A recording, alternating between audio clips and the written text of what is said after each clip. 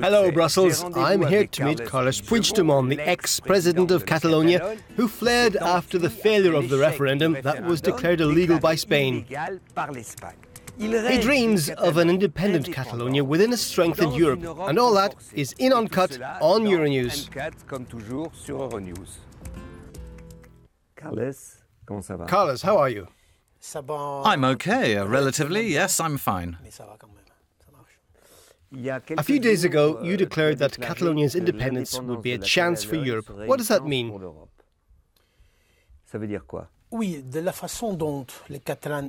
Yes, the way in which the Catalonians are trying to become an independent republic. That is a chance for Europe. I don't know if this would be the first time, but succeeding in exercising their right to self-determination while renouncing war and violence and giving a voice to its citizens is a way, in our opinion, of reinforcing European values. That is democracy, in fact. And above all, it's linked to what we can call in English new empowerment of citizens.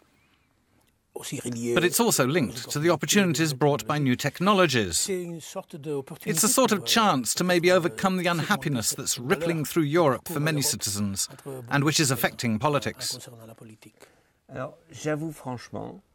Well, I have to be frank and say I still don't understand why Catalonia has to be independent. What does it mean to be Catalan? How is it different to being Spanish?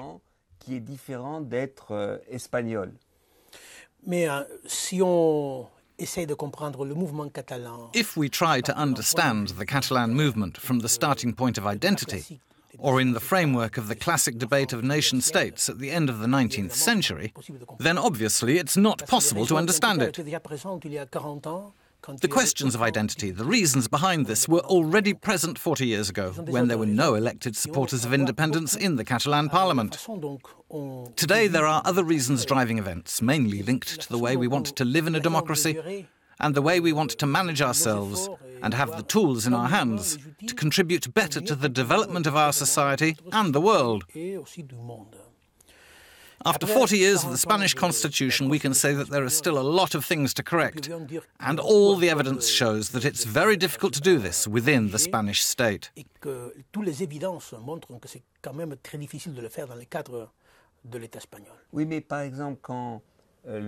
Yes, but for example, the new head of the Spanish government, Sanchez, has offered Catalans a new discussion, negotiations even, on the Spanish constitution, to improve things with a more federal structure. Let's put it like that.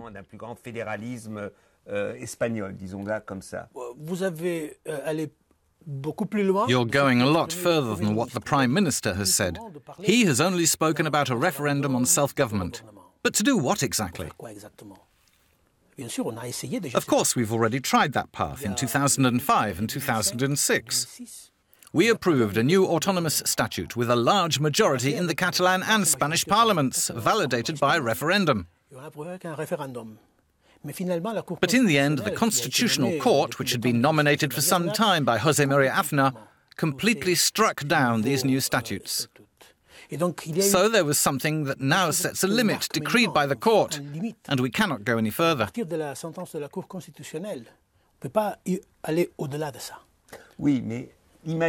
All right, but now imagine that negotiations lead to something that is very close to the autonomy that was defined some years ago. Would the majority of the Catalan movement, or you, say yes, we can go in this direction? Because honestly, the Spanish state will never, in my opinion, for good or bad reasons, it's not for me to say, approve Catalonian independence. First of all, it's true that any state confronted with this sort of situation thinks in the same way. We will never approve that. But some places did in the end become independent. But you are right to say, is independence the only solution? Obviously not, because for the 40 years of the Spanish Constitution, we've tried everything except independence. That we have not managed. In the end, what absolutely has to be on the table is that this decision belongs to Catalonia's citizens. Ce que doit être absolument sur la table, c'est que la décision appartient aux citoyens de la Catalogne. It's not a decision that can be taken by the two governments or two parliaments. Catalonia's citizens must be able to say yes or no and come to an agreement as to how to manage the result. Yes, okay, but just imagine it could be tried, couldn't it?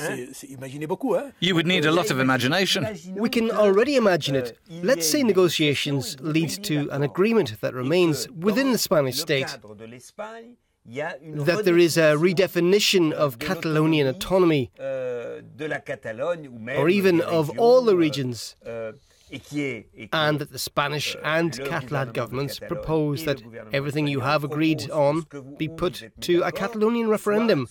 Would you support this? It depends on the content.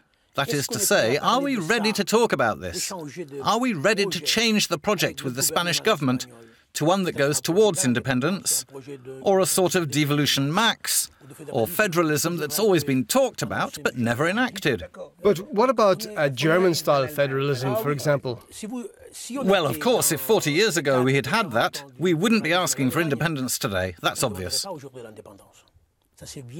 And if now you would be offered that? We have to be realistic, because it would have been possible before the ruling of the Constitutional Court, because there was no limit on moving in this direction, as everything was underpinned by a political debate.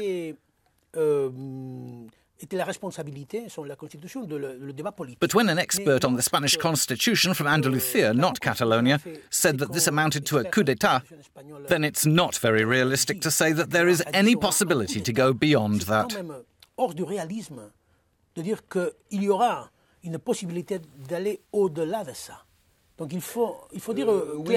Yes and no. I'm in no position to judge.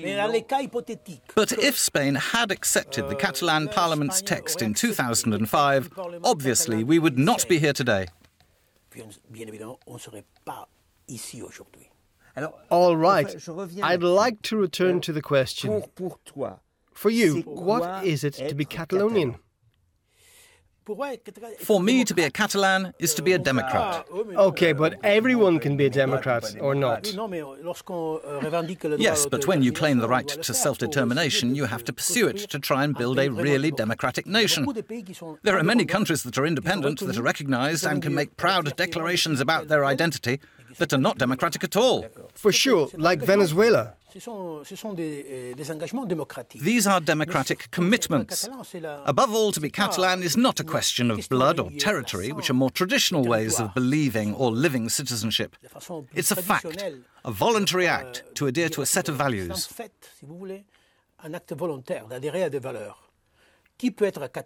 Who can be Catalonian? It's not a question of who is Catalan, but who can be Catalan. That's what it's about.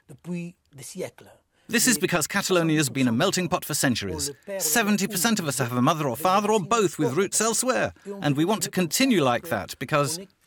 Yes, but hold on. That developed within Spain. You can continue to be Democrats and multicultural in Spain. No, that's not true. Because there's no real separation of powers in Spain. That has to be said. That's something entirely different. No, it's democracy. Democracy is founded, for example, on the separation of powers, on independence and justice, on the fact that the will of the people at the end of the day is not an invention of the Catalonian people, it's in the UN Charter. The will of the people is the foundation of state power. All right, but wait a minute. I understand that you're part of a movement that wants improvements, that wants Spain to be a real democracy. What I don't understand is why you think only Catalonia can be a real democracy. Because of the experience of the last 40 years. If the question had been asked 40 years ago after the death of Franco, when everyone agreed on the written constitution, it's obvious that it had to be tried. But 40 years on, with everything that's happened and the limits that were placed on the will of the Catalan Parliament,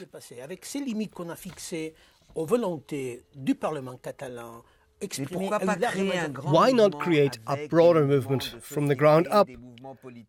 Political movements demanding we in Catalonia, in the Basque country, in, I don't know, Seville, want another sort of democracy. We want a better democracy. Why does it have to be only in Catalonia? But Catalonia is only 16% of the population, so... Yes, but you are also divided half and half. Most people in Barcelona don't want independence. How are you going to do it? And I'm even going to ask the question, where are FC Barcelona going to play? That's also a big question. Barca will play wherever they want. Yes, all right, but play where they want? If it's no longer in Spain, that means they'll play against Girona. Barcelona will play against Spain. Girona will play against Spain. It's a nonsense. It would not be the first time a team played in the league of another country. Ah, you're going to talk to me about Monaco. And Andorra, if you like. Andorra? Yes, but Andorra, where do they play? Andorra, really? Really, it's all about the business. Who is the most interested in Barcelona playing in La Liga? It's the other clubs, because of the TV rights. They pay a lot of money to watch Barca Real Madrid. It's that money that allows poorer clubs to buy big players. But it's true that you're right about several things.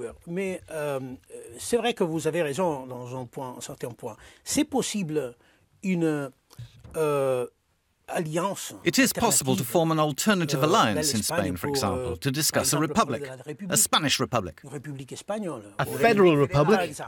For example, on a theoretical level. But after 40 years, it's not... Yes, but that's theoretical. After 40 years, it's theoretical. There's proof, nevertheless. Let's return to the present. Have you made mistakes? Of course, we're not perfect. No, it's not about being perfect. What mistakes? Because we can see today that the situation is at an impasse. Concerning the division, it has to be said clearly, every democratic society has deep debates, and that's not dangerous.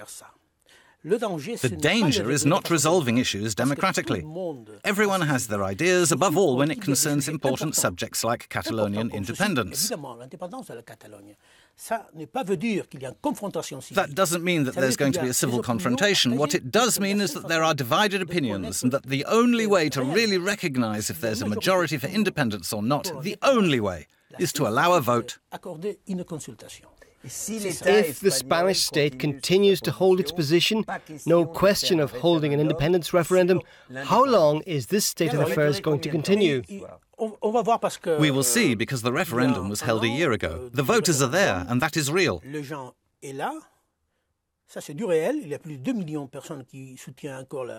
There are 2 million people who support Catalonian independence. If in the end the state does not currently have the political clout to propose a new statute of autonomy, because there's a small minority in the Catalan parliament demanding that, if it manages to hold a referendum, we will reach an agreement to manage the result. Let's just imagine that the proposal is massively rejected. What does that mean? Does it mean that we're happy with the former status quo? Evidently not. So what would that mean? What is the political conflict that we can envisage emerging from this electoral result? What would be the commitments made to resolve these political conflicts? I know this is unpalatable for the Spanish government or maybe for the European authorities, but it's still the reality. Yes, but that is all possible. When I look at the position of Madrid and whatever government majority in the future, I cannot see Spain today organizing an independence referendum. Yes, so what do we do in the meantime? First, we have to agree if we respect the wishes of the citizens who voted or not. That is important because each party must take responsibility. If finally there is a referendum on a new autonomous status and the Spanish government's proposition is rejected clearly, how should we interpret this? And how do we manage it? Okay, so first of all, are you going to negotiate to find out what a new statute of autonomy comprises? It hasn't been tabled. No, but if I were Sanchez, let's say I offer negotiations right now. To meet me, we would go. To a meeting? Of course. But we would also indicate our position and say, OK, at last, that is your project for Catalonia. At last, because it would be the first time in many years that we see a clear position. But here is our position, and we need to work together honestly and in mutual respect. Because I insist, even if it's a difficult project that displeases the Spanish authorities, or displeases, or doesn't suit the Catalan supporters of independence. In any case, we must talk. We need to talk and recognize each other. Because at the moment, we're being treated like criminals. The situation needs to evolve because you could have around the table one party representing a certain authority and the other representing something criminal. Does this mean that a condition for real negotiations for you would be a sort of amnesty, allowing all those currently in prison to be released beforehand? No, I'm not saying that. What I am saying is that to have real negotiations, a real dialogue, we need real equality. That means that it's unacceptable to have people in prison. Okay, we agree. That's the end of our discussion. Thank you very much. Thank you. So, that was, as you've seen, Catalonia with Carles Puigdemont. That was the latest episode of Uncut, and we'll see what happens in Spain and Catalonia. Thanks for watching.